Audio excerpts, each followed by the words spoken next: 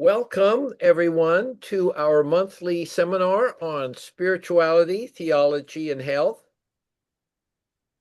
And today we've got Dr. Saul Barcelo presenting. And Dr. Barcelo is an assistant professor in the School of Religion at Loma Linda University and is director of the Center for Whole Person Care. Prior to joining the faculty at Loma Linda, he served for 10 years as a chaplain at Loma Linda University Children's Hospital, where he provided spiritual care to patients, families, and staff, with particular responsibility for the pediatric ICU, the pediatric hematology, and pediatric oncology units. He currently serves as a hospice chaplain, working primarily with Latino patients and families in Riverside and San Bernardino counties. Dr. Barcelo's work focuses on helping healthcare professionals and students understand the essential role of culture and religion in clinical care and patient well-being. His academic training includes a master's degree in clinical ministries from Loma Linda University and both a master's degree and a PhD in religion, ethics, and politics from Claremont School of Theology. So that's the formal introduction. But Saul has been a close colleague and friend and fellow worker in the field of spirituality and health here for now quite some time. And I'm just delighted to introduce him to you all. And so, Saul, take it away. Uh, Thank you so much for having me. I usually am the one who's learning from you and from others who present. So I am grateful that you allow me to share a few minutes of the work that I do here in Southern California. Perhaps that will give you a context of why this is important to us here at Loma Linda. If you allow me, I want to begin with a quote from a renowned American medical anthropologist. I think all of us here know, or his books are classics, Dr. Arthur Kleinman. And I'm mindful of what he says towards the end of the quote. Each patient brings to the practitioner a story. That story enmeshes the disease in a web of meaning that makes sense only in the context of particular life.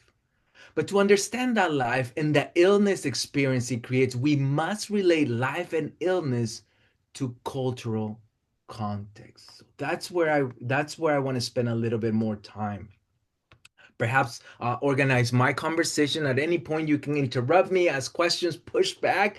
It's always about learning. And so if I miss the mark, if I misrepresent something, either a source or a concept, I do invite you to share that with me. But the way I will cover our conversation is that I will highlight, because we're speaking of the context of the Hispanic Latino patients, I'll speak a little bit about their identity, that complex identity that is linked to a name, a title, how we label one particular group of people here in the United States. We'll highlight faith, since that's something that all of us value, and that's the reason we have these monthly gatherings and beyond. And then again, because we're passionate about healthcare, we'll talk a little bit about healthcare barriers for this particular patient population, and then how they address healing. So this is where I'm gonna spend maybe a little bit more time talking in particular about one particular practice, which is curanderismo, very typical in the Latino Hispanic patient, but other cultures also will have similarities. So be aware of that we can always build connections. All right.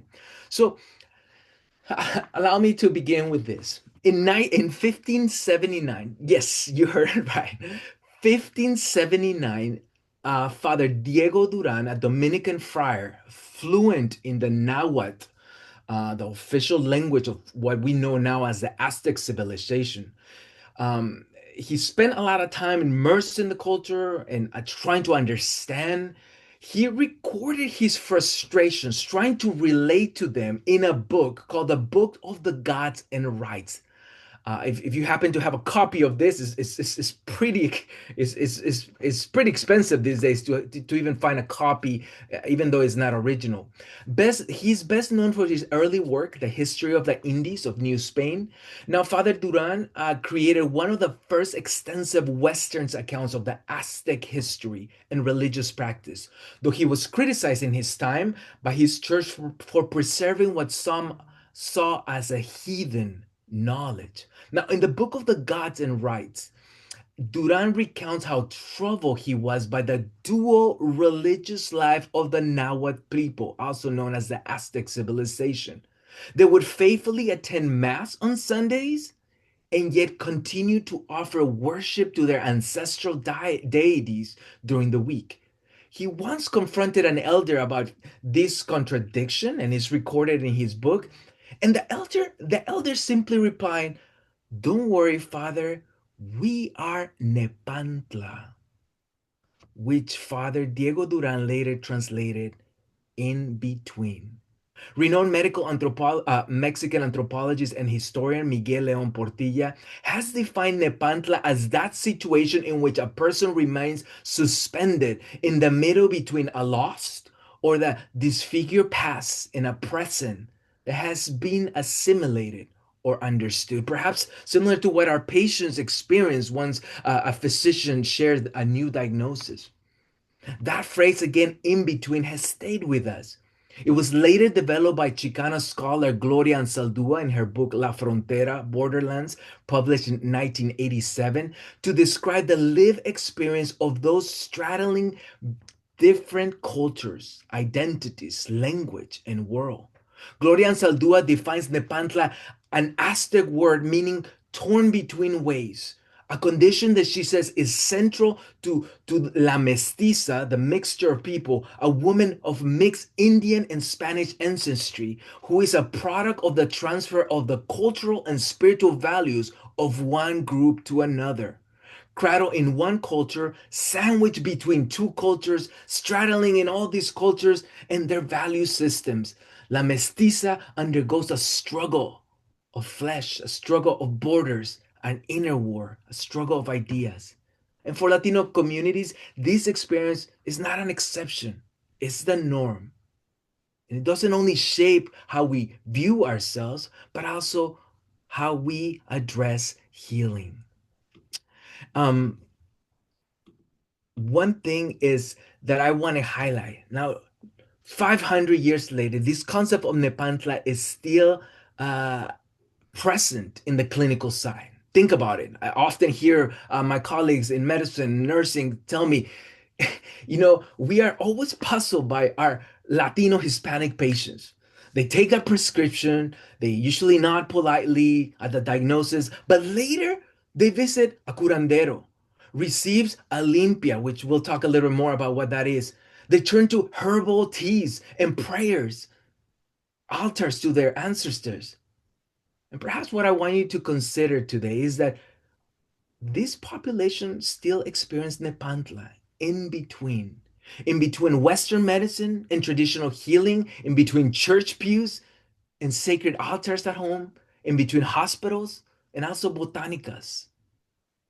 This in betweenness isn't confusion, it's coherence, drawn from multiple sources of wisdom, ancestral knowledge, spirituality, religion, and science. So, why don't we begin? How do we call this patient population? There's so many names out there, and at some point we're gonna get it wrong.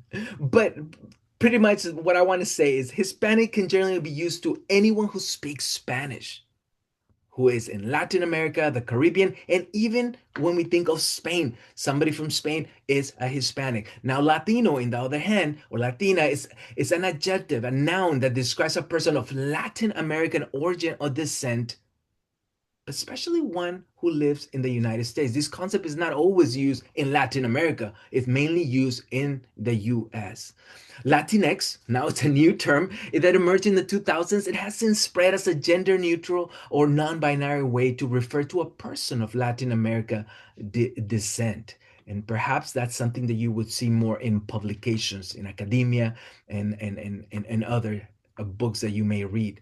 Now, this is perhaps a graph that highlights who would be considered Latino or Latina. This includes Brazilians, even though there's a debate. Brazilians speak Portuguese, and yet their language is different. Is it comes from Latin roots. Some may argue that even our colleagues who live in Caribbean countries who speak French would be considered Latino. Again, it's a debate. Hispanic again includes Spain, but in between you can see all the people that will fall into those two categories. So when we're talking about it, be mindful that this really good book by Dr. Laura Maria Pigosi, Caring for and Understanding Latinx Patients in Healthcare Settings, she says this early on: Latinos are not and should not be treated as a homogeneous group. There are 20 countries for whom Spanish is the official language. These people embody many distinct origins, which vary in nationalities, histories, races, ethnicities, and cultures. There are also significant individual differences in socioeconomic status, educational level, immigrant generations, level of culturation, and English language ability. Pew Research published a couple years ago a survey, a fascinating survey, just in regards to the term. And while this survey highlighted that, yeah, Latinx is a new way of addressing this population, the reality is within our own population, only 3% actually use it. And you mainly see it in academia and the entertainment industry. If you were to speak to patients or the Latino population, most of them would say, two-thirds of them, or even more, they would say, I actually don't know what you're talking about. I am not familiar with that term and I don't use it. Now, researchers have found out that it is the family country of origin that matters more than the pan-ethnic term that we are using here. Again, in 2015, the Pew Research Center Latino survey found out that more than half of Hispanic Latinos say they most often describe themselves by terms like Mexican, Cuban, Puerto Rican, Salvadoreño, the countries where their ancestors are from. This is more likely to be true among immigrant Hispanics, which makes sense given that is where they're from. But also, it's true among many US born Hispanics. Now, in healthcare, there is a fascinating publication by a couple physicians, ER physicians, titled Demystifying Hispanic versus Latino, Latina versus Latinx. Which do emergency department patients prefer? And again, it's fascinating that while the national survey help us understand how Latinos are broadly categorized, um, these physicians decided to take matters into their own actions and interview about 685 patients, adult patients, and literally asking what would be the best term to categorize it, to refer to them. And again, notice similar findings than Pew Research, 72.5 in again ERs in San Francisco, Fresno, and Houston, Texas, said, you know what? Latinx may sound appropriate, is used in entertainment, academia, but we have not heard it. These are patients sharing to ER physicians. Some of them, again, 10% will say we're familiar, but again, not sure. We do prefer Hispanic Latino, and that's why I'm gonna be using that term. In conclusion, Latinx should not be assumed as a default label. And then the advice of the scholars who published this is the following: respecting preferred terms is framed as a matter of trust, dignity, and patient-centered care, especially again because they're ER physicians in the emergency department. Want to highlight that yes, one thing is about the term, another thing is there's a diversity within the Hispanic Latino community, as we mentioned earlier. Multiple dimensions of Latino identity reflects a long colonial history of Latin America, during which mixing occurred among indigenous Americans, white Europeans, Asian, and slave people from Africa. We could spend just 1 hour addressing these 3 or 4 categories of Latino: Afro Latinos, Asian Latinos, Indigenous Latinos. But because of time, I'm just gonna give you a quick overview, so you can see that it's complex and it's also very diverse. if you were to look at the origins of Latino, Hispanic, again, pick a term, this population in the United States, you would see it, and many of the research will highlight the same. I love this book from Matt Barreto, Latino America. He says Mexican Americans are the largest segment of Latino or Latina population. 65% of Latinos in the US are from Mexican heritage. Second largest, Puerto Rico, which it's a US territory. And again, depending on what part of the country, especially the East Coast, New York, you will find a larger population. Cubans constitute less than 4%. Again, our friends from Florida may be more in contact with this particular part of the Latino population. And then Salvadoreños, 3.6, Dominicans, 2.8 of all the Latinos in the United States. These are just general terms in the US. But if we were to kind of highlight where I get to work in the state of California, you will see the numbers are even higher for those of Mexican heritage. 83% of Latinos in California, 83% are their roots are in Mexico. And you can always review history and see that at some point California was considered part of Mexico. Salvador, 5% representation from Guatemala, 3%, and other South Americans. Puerto Rico, less here in California with 1%, according to UCLA Latino Policy and Politics Institute. Now, as we start looking at the future, you see that there is an increase in the Hispanic Latino population.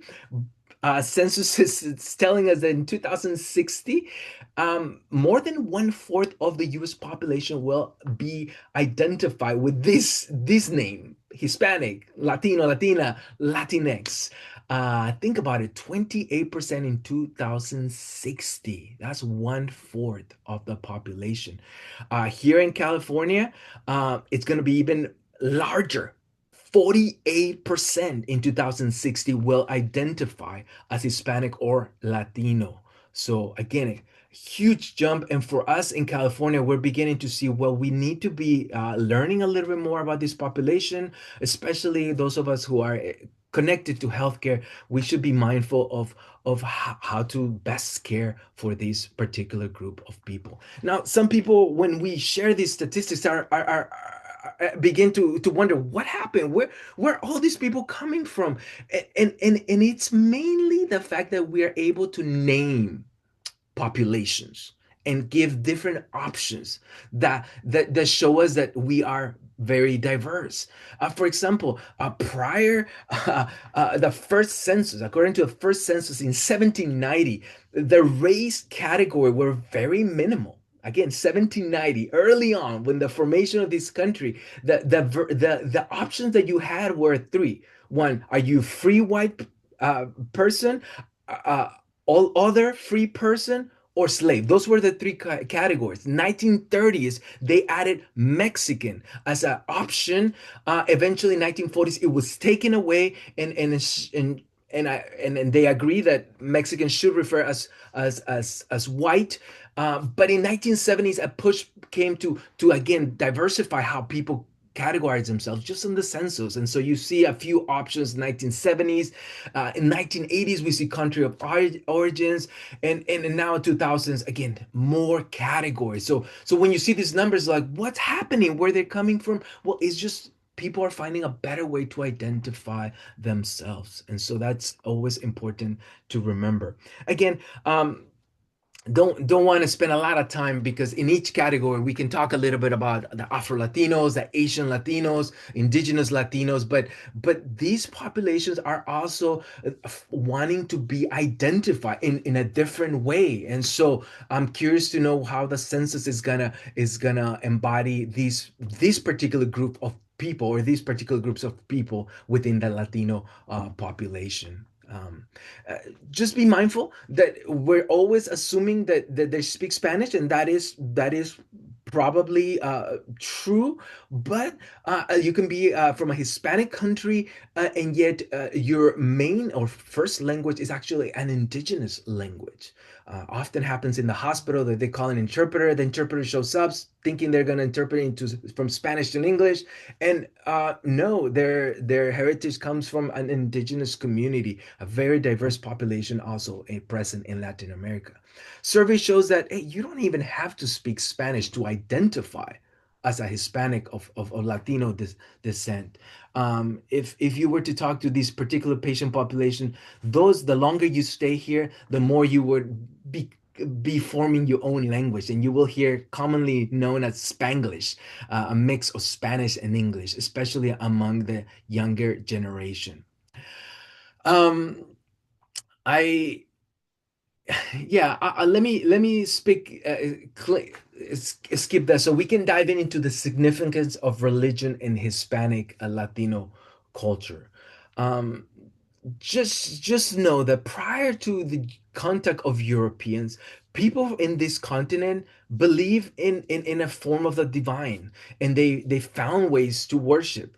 Of course, that encounter with the colonial forces definitely created a clash, and it brought a new religion. Again, this is foreign to this continent. It brought what Justo Gonzalez, one of the most respected church historians, would say, the Christianity for Latin America, different form than what it was experienced in Europe. He says, most of us are conscious about the colonial history in this country, but be aware that there was always a group of people who were living their faith and wanting to do something different outside of the violence, outside of slavery and conquest. There was people who were living their faith, and that's where Duran is one of the key missionaries who, instead of destroying ancient wisdoms, he is writing, he is capturing all that he can so he can understand the population he is ministering, he is serving. Again, Justo Gonzalez says,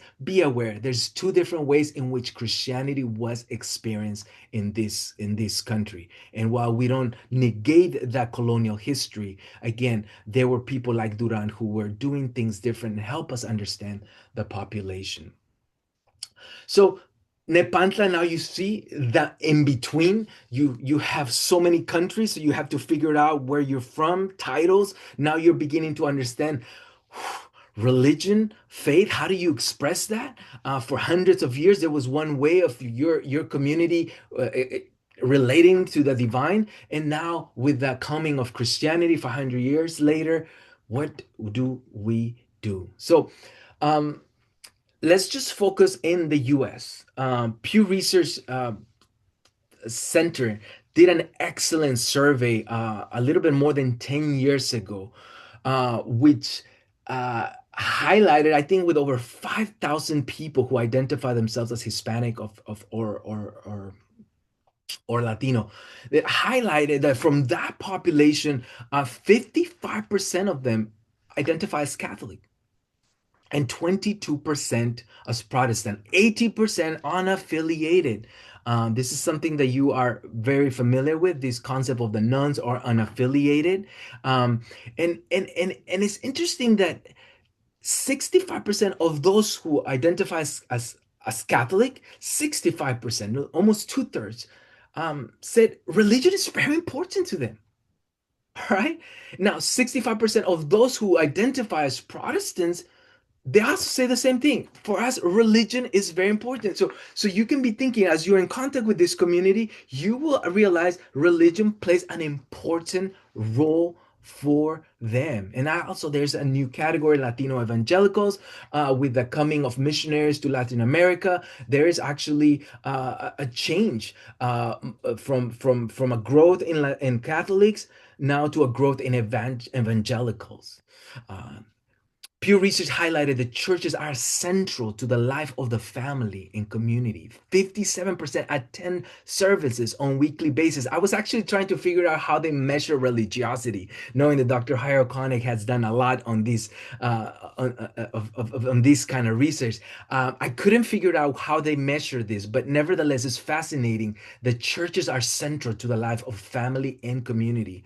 Religion and spirituality remains a source of hope in this community, especially at a time of sickness. If you're in healthcare, 73% says they find peace in religion. That's pretty high. 75% practice prayer or meditation daily. Notice that's interesting. 85% of Latinx population believe in heaven or an afterlife. I was at a presentation with Dr. Koenig where he highlighted this recent publication from Gallup that is saying, wow, here in the US, we are experiencing a decline on religiosity. And while that may be the case for Latinos, um, their numbers are a little bit higher. And again, I have another graph from the Public Religion Research Institute that highlights, yes, there is a decline within the Catholic, how they identify, and that shows that the longer you stay in the US, you are exposed to evangelicals, Protestants. Some of them may switch. And again, that's where the growth can happen. But nevertheless, religious unaffiliated, also in the Latino Hispanic population, also continues to rise according to the Public Religion Research Institute. Again, similar to what we have seen with the General Social Survey that most of us, again, have followed through several years, knowing that in many of the traditions that we were aware or we identify, there's a decline except with the nuns. So again, these are familiar things that everyone is talking about. So besides Catholics, Protestants, evangelicals, unaffiliated, there's other categories that we can spend time highlighting because religion is a very important. There's a great book named titled Santo, and I'll mention a little bit more. It's on my bibliography, where there's a few of these religious traditions, Santeria, which mainly those in the with roots in the Caribbean countries, Latino Muslims. Many of us are not aware that 10% of Muslims in the US also identify as Latinos or Hispanic. Latino, Latina Buddhists, alternative forms of Christianity, New Age, you name it, nuns, in indigenous spirituality. Um, in this book, Edwin David Ponte, if you want to just, it's short, it highlights these forms of spiritualities for this population. He says this: some common aspect of Hispanic, Latino, Latina spirituality fall outside Christian orthodoxies, whether Roman Catholic or Protestant, as we share in the Pew Research Survey. Some Latinas and Latinos participate in traditions that are self-consciously non-Christians, while other Latino religious traditions have a more ambiguous relationship with an expression of Christianity. Simultaneously, many individuals and familial Latino religious practices display an eclectic spirituality draws on many sources without any internal sense of conflict. This is part of the in-betweenness, part of the Nepantla. There is an overriding realization that Latinos, whether they be Catholic, Baptist, Muslim, Buddhist, Pentecostal, New Age, or even atheists, are the cultural heirs of and continue to be influenced by Iberian Catholicism as mediated and developed in the many indigenous and Africa diaspora multicultural context of Latin America. He concludes by saying some common aspects of Hispanics, or I guess this is I already read this, so let's repeat it. What Miguel de la Torre will categorize this tension is he would just mention it as Nepantla spirituality. Another great resource if you want to learn a little more about religion and culture of the Latino Hispanic population is these two volumes that was edited by Dr. Miguel de la Torre. He highlights Nepantla spirituality attempts to bridge Christian and pagan worldviews for both persons seeking to maintain ties to both. For practitioners of Nepantla spirituality, rather than being limited by confusion or ambiguity, they act as subjects in deciding how diverse religious and cultural forces can or cannot work together. And be aware that while he's speaking in the context of religion, this will apply to health. I conclude, like the native elders of the 16th century, they creatively maneuver the boundaries and borders and consciously make choices about what aspects of diverse worldviews nurture the complexity of their spiritual and biological mestizaje, and what form of them enables communication with spiritual forces. Within Nepantla, Chicanos, it's another term used mainly for Mexican Americans, and other Latinos can have the wisdom of both, the indigenous people from the past, and Christianity, which is considered a second form of religious tradition brought 500 years ago. Um, it, there's a fascinating publication by Dr. Maria de Jesus, and well, she studied 50 Latina women who are 40 years or older. Their background are from Salvador, Guatemala, Mexico, and Bolivia, and spent about 90 minutes in focus groups. These focus groups were conducted in Spanish and also in English with bilingual facilitators. And she asked a few questions in regards how their own religious tradition shapes health perceptions. As you know, 2/3 feel like religion is important, regardless of what tradition they're coming from. And this is what she found out. Religiosity contributes to positive perception of health and health promoting behaviors, which is again similar to what Dr. Koenig and some of you have also been sharing through your own research and publications.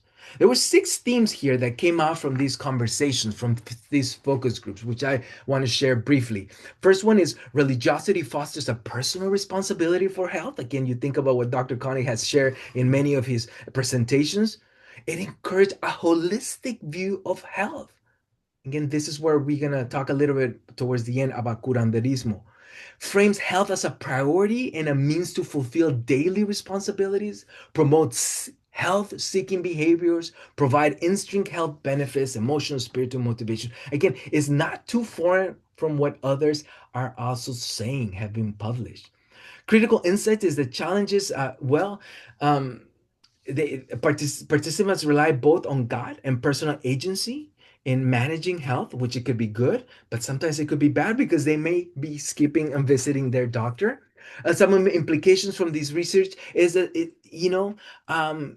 there are highlights of religiosity as a source, not as a barrier in health interventions, and this supports the need for culturally responsive health communication, especially when you're dealing with this particular population.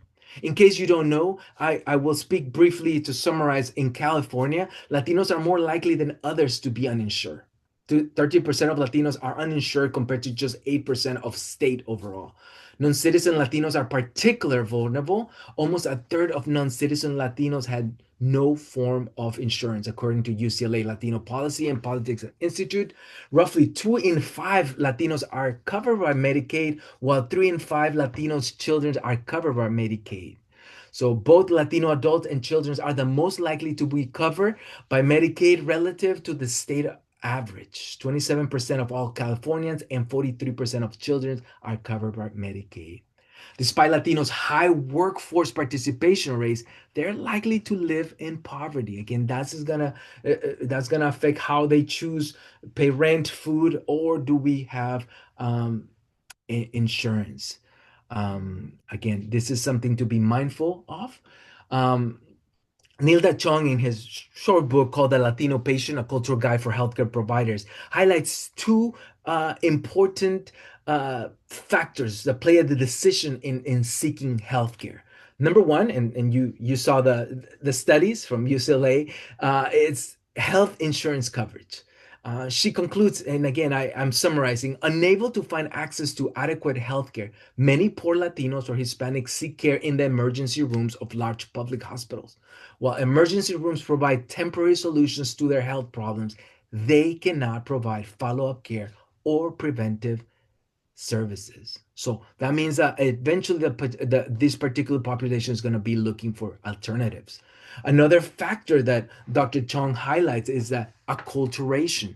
She says that healthcare system in the United States, if they were to compare it, might seem highly bureaucratic and even hostile to immigrant Latinos. In contrast, the healthcare system in Latin America is often more user-friendly because of the paternalistic and informal tone of providers. For some Latinos, and pay attention to this as we transition, the best option is to seek help from a folk healer who often gives a very personalized attention. I'll come back to that, but um, Latinos are not the only one who are seeking alternative or complementary forms of medicine. Eisenberg and his team in the 1990s did a survey in the just general US population. And from the 1,500 adults that they interview, 33% said that, hey, yeah, uh, we're okay with trying alternative procedures of our therapy. And I think he describes some of them, including, acupuncture, chiropractic, spiritual healing, herbal medicine, folk remedies. So it's not just unique to Latinos. Again, he followed up this survey almost 8 years later, found out that, again, uh, those numbers are not changing much. In fact, they're increasing. People feel comfortable seeking other ways of addressing their health. Um, a form of alternative therapy that trends to be used by Hispanic or Latinos is the ancient practice of curanderismo, which I want to spend the last few minutes talking about it. If you haven't heard this based on where you are in the country, curanderismo comes from the Spanish word cura, which means to heal or to be a priest. Again, if you come from a Catholic tradition, you know that we call our priest cura, and so you see where the word comes from. There's this connection of cura, to heal or to be a priest. Curanderismo is a form of traditional Mexican folk healing that is defined by the Institute of Nacional Indigenista Secretaria de Salubridad y Asistencia as a system of knowledge, beliefs, and practices which are intent on the prevention and treatment of illness or the management of causes of misbalance, which is perceived as a pathological for the individual or the social group. Curanderismo is a holistic care where medicine and spirituality are practiced simultaneously. If you haven't read much on this, there is a nurse who also was a curandera, wrote this beautiful book. She passed away, but this book continues to highlight a little bit more the secrets, how she gained her training and what kind of practice she provided to Hispanic Latino patients. She says curanderismo's strength comes from its practice of always incorporating whatever is useful and available into treatments in an intuitive and creative way. Those in Western medicine are feeling like, oh no, what are we doing? She says a modern medical doctor must go through a procedure manual, which is expected, but curanderismo uses whatever works. Again, which could be a concern: herbs, counseling, soul retrieval, psychodrama, rituals, spiritual cleansing, and yes, referrals to medical doctors. Roots of curanderismo. Well, be aware that I'm quoting U.S. historian Thomas Tweed in his book Retelling U.S. Religious History. He says, when individuals and groups meet across social and political boundaries, they exchange things, as well as that was the case in the colonial history of Latin America. They give and receive beliefs and artifacts, practices, and people, and more abstractly, meaning and power. So it's not always a balanced way of sharing ideas, concepts, but I think that's what happened to curanderismo. Angela Sanchez defines curanderismo or and expands in regards to the roots. She says curanderismo has roots in pre-colonial Indian, Judeo-Christian, Arabic, Greek, and European practices. Similar practices are also seen in other countries in the Middle East and South America due to common historical and colonial context and the influence of indigenous culture in such places. Curanderismo is grounded in Greek humoral medicine, early Judeo-Christian healing traditions, European medieval witchcraft, and Moorish influence. Native American traditions, healing practices that originated in the New World, and to a lesser degree, African heritage. Today, curanderismo also incorporates scientific biomedical practices, as well as elements and symbols of Catholicism, such as the devotion to saints and other religious symbols. Now, there is something that I think I shared earlier, and let me speak about. There is a, a fascinating research study that highlights that um, one of the reasons Hispanic or Latinos tend to gravitate to curanderismo is because of seven things that they have learned. One is either they grew up, it's embedded in their culture. Is one the mind and body are inseparable. In Latino worldviews, emotional and physical suffering are inseparables, and emotional distress is often experienced and expressed through physical symptoms. Also, balance and harmony matters. Health is understood as a balance across emotional, physical, and social life, and illness is seen as a result of imbalance or loss of harmony. There are other there's that I won't spend a lot of time. Perhaps I'll highlight five. Family participation is required. This is crucial. That's why when you see a Hispanic Latino patient, suddenly you'll see 20, 30 people in the waiting in the waiting room, caring, helping, supporting. But family participation is required. Healer patient interaction, number seven, must be personal. And that's what they don't seem to get in regular healthcare experience. There's other reasons for choosing alternative medicines and modern medicine, and most research will highlight accessibility, affordability, language barrier, dissatisfaction with conventional treatment, having a desire to control their health, again, cultural beliefs, and holistic care, which highlights the power of spirituality into their thing. Ricardo Padilla and his team did a fascinating research in Denver, Colorado, with only about 400 subjects, but nevertheless, when they asked these individuals, um, 30 if they had visited the curandero, 30% of them said, yeah, at some point in our lives. 30%, that's one third of this group. It may change based on the states or the region, as if you're closer to the border or farther. Of those who had been to a curandero, again, in his research, he found out that 40% have been to one within the past year, and 75% or 75 of them had been to one within past 5 years. When those who had been to a curandero were asked if their physician knew they had visited a curandero, 81.4% said no. And yet, 72% believe that they benefited from seeing a curandero. So, if you're in healthcare practice and you're not asking those questions, most likely at least one third to two thirds, depending on where you live, our patients are seeking someone else's advice.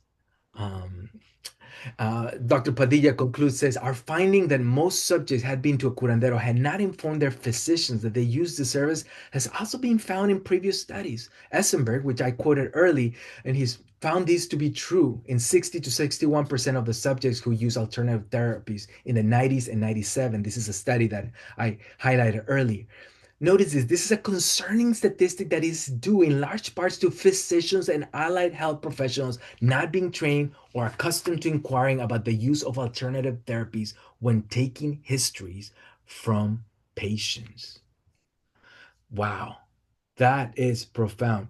There is when you talk to anyone about types of curanderos, you have to be aware that they're just like in medicine, there's different specialties, and we don't have enough time to dive into all the specialties. There are the people who just treat some of the illnesses with herbs. Then you go into more complex, and you can see it here. Let me just highlight a study, a pilot study of the herbal medicine used in the Midwest with Latino population. This pilot study investigated the prevalence and variety of herbal medicines used by Latino immigrants in Madison, Wisconsin. Through interviews and focus groups, researchers identified 57 different medicinal plants used to treat approximately 35 health conditions, ranging from diabetes to respiratory issues. The data highlights that many of these remedies are common food items or spices, often sourced from local specialty grocery stores, home gardens, or family members abroad, who sometimes they will ship them. Yes, they will ship some of these herbs. A significant finding involves the lack of communication, once again, between patients and allopathic healthcare providers, frequently driven by perceived medical dismissal or professional ignorance regarding traditional therapies. Furthermore, the report emphasized the potential for clinical confusion due to ambiguous common plant names that may refer to multiple species with different spices, effects. Ultimately, the authors advocate for improved medical education and better botanical identification to ensure safer integration of traditional practice with modern healthcare. Notice that is the same thing that is happening as we start wrapping up our conversation. And then again, I'm just highlighting things. I want to refer back to Elena Avila's book. a nurse, and also a curandera. She says this: curanderismo teaches that it's not enough to diagnose a physical problem, as so many modern medical doctors do, without also looking at what is going on in the heart and soul of the patient. Each illness is a story, and only the patient can tell the story. I have seen many cases where sickness have been cured using modern methods, but a few months later, the illness comes back again because the problem in the soul has never been dealt with. Only medicine that deals with the whole being can effectively create a whole cure. True healing must go deep and take time to permeate. True healing can only be effective if it has some kind of spiritual basis. One last study that I want to highlight: Dr. Carlos Reyes Ortiz and his family did a survey of 4,000 randomly selected US Latinos. A total of 3,847 responded. Some of the questions that he asked were as simple as: have you ever prayed specifically to be healed for an illness or injury? 60% said yes. Have you ever asked others to pray for you to be healed of illness or injury? 49% yes. Then how important is spiritual healing in maintaining your health and well-being? Again, notice continues to connect with the other research. 69% yes, spiritual healing is super important. And then this question: do you ever seek help from a curandero, a shaman, or someone else with special powers to heal? We notice the 6% is very low, and some experts may say, well, it depends where the service we're giving. I know this was randomly selected around the country, but it's interesting that 6% only answer yes. We have seen a curandero, a shaman, or someone with special powers to heal the sickness. So this study may help physicians and those in the medical field understand the use of prayer, spirituality among Latinos. What we get from it is that increased use of prayer and spirituality may be related to poor quality of physician-patient communication, measured by the frustration or confusion related to provisions of healthcare information. Latino patients, again from this study, we learned that should have clear information that which takes into account their unique cultural circumstances, and that's maybe a connection to the first quote by Arthur Kleinman. Latino patients tend to use spirituality as a common coping behavior. Healthcare systems, again, this is what we learned from this study, is that healthcare systems and clinicians that have supportive infrastructure and organizational system for cultural competence facilitate patient care that is more cultural competent and may decrease patient frustration and confusion and improve the delivery of patient-centered care. In conclusion, the study and those experts found that feeling about the medical encounter, that experience, if it was good or bad, confused or frustrated, there was an association with spiritual healing, praying for healing, and asking others to pray for healing. And again, this is the last sentence. Feeling confused and perception of poor quality of medical care were associated with consulting a curandero or seeking alternative or complementary forms of medicine. Perhaps what Dr. Koenig has been reminding us for decades is neglecting the spiritual dimension is just like ignoring patients' social, environmental, social, or psychosocial states and result in failures to treat the whole person. If we want to address individuals, human beings, as they come into our healthcare setting, we must address all aspects of their lives, including spirituality. Share some of the reference here. And again, happy to answer any questions, hear your thoughts, comments, and how you understand this topic. Saul, I have to say, I've learned a lot from your presentation. A lot of this I had no idea about. I think really you got a message here, and you present it with considerable energy. And I was thinking about this would be a wonderful basis for a paper that, in fact, you might write. So I would really seriously think about that because I think this would benefit a much larger group of people within the healthcare system, given some of the statistics that you quoted there. So anyway,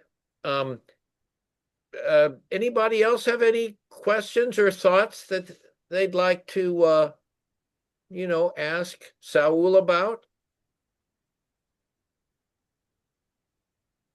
Much of what you've described is um, incorporated into training of physicians where you are. You may, well, I started so you may be in a population that's larger of Hispanics, but in these days they're everywhere. So it could be applicable, I suppose, anywhere. But it sounds like a lot. One slide you showed would be really nice if we incorporated it, the seven things that they want would be good for us as well. But what's the gap between training of physicians and these concepts that you present? I have not found one specific research that would highlight, but if I can, Dr. Koenig, I don't know if I can share what we envision of doing together. Yeah. I'm part of our healthcare system is here in San Bernardino County, Southern California, over 2.5 population, 56% of them are Hispanic or Latinos in our county.